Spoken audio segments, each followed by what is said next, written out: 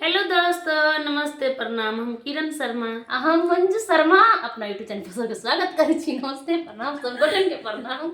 बहुत प्यारा सा गीत लगा आयल छी समधी गाड़ी के नंदोसी आयल छथिन तै के लगा कहते खुश भेल छथिन। बहुत प्यारा सा गीत समधी गाड़ी गीत यहाँ सब सोच समझ के बाराती में जायल करब है ना। जेते मुंह उठा के समधी के गधा जाके खटाल के घोड़ा जाके दौड़ल ली करब। आज तो समधी सबके कह रहल छी, समधी से चाहे कोई भी बाराती में जाते हैं, बाराती नहीं बन के जाए कि जइया तैया खटाल के गधा जाके घोड़ा जाके दौड़ित रहब। कनी सोच समझ के खायल करब और विचार से चलल करब आ इज्जतदार से जाए बाराती में तो रहल करब। बहुत प्यारा सा गीत है, सब जरूर सुनब, जरूर कमेंट करब। समधी गाड़ी गीत में बहुत प्यारा सा समधी गाड़ी गीत है। नहीं तो हमरा सब सन रहत तो बेइज्जती तो वही हेबे करब। सखी है साला बाराती कबारी कवन नगर से आइल बा। सखी है साला बाराती कबारी कवन नगर से आइल बा। हमारा पापा जी के दुआरा पा कुकुर नियन पूछ हिलावत। हमारा पापा जी के दुआरा पर कुकुर नियन पूछ हिलावत। सखी है साला बाराती कबारी कवन नगर से आइल बा। सखी है साला बाराती कबारी कवन नगर से आइल बा। हमारा पापा जी के दुआरा पर कुकुर नियन पूछ हिलावत। हमारा पापा जी के दुआरा पर कुकुर नियन पूछ हिलावत। पैरों में चप्पल नहीं बोले झुलपी झार के। पैरों में चप्पल नहीं बोले झुलपी झार के। चले जेना गधा होई बेगर छान के। चले जेना गधा होई बेगर छान के। सखी है साला बाराती कबारी कवन नगर से आइल बा। सखी है साला बाराती कबारी कवन नगर से आइल बा।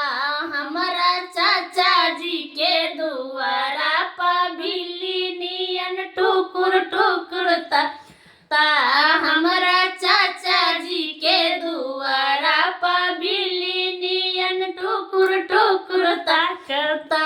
हमारा चाचा जी के दुआरा पर बिल्ली नियन टुकुर टुकुर ताकता। शर्ट देखो फाटल चीटल दे आइल संट मार के। शर्ट देखो फाटल चीटल आइल संट मार के। लौरैया जेना गधा खूजल है खटाल के। लौरैया जेना घोड़ा खूजल है खटाल के। सखी है साला बाराती कबारी कवन नगर से आइल बा।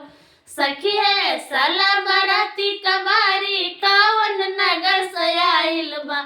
हमारा भैया जी के दुआरा पछू सुनर नियन दौड़ लगावता। हमारा भैया जी के दुआरा पछू सुनर नियन दौड़ लगावता। हमारा भैया जी के दुआरा पछू सुनर नियन दौड़ लगावता। सखी है साला बाराती कबारी कवन नगर से आइल बा। सखी है साला बाराती कबाड़ी कवन नगर से आइल बा। हमारा भैया जी के दुआरा पर सुनर नियन दौड़ लगावता। हमारा भैया जी के दुआरा पर सुनर नियन दौड़ लगावता।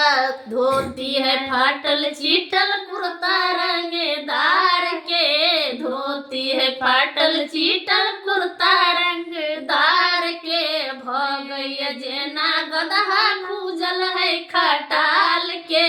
भगैया जेना भैंसा खूजल है खटाल के। सखी है साला बाराती कबाड़ी कवन नगर से आइल बा। सखी है साला बाराती कबाड़ी कवन नगर से आइल बा।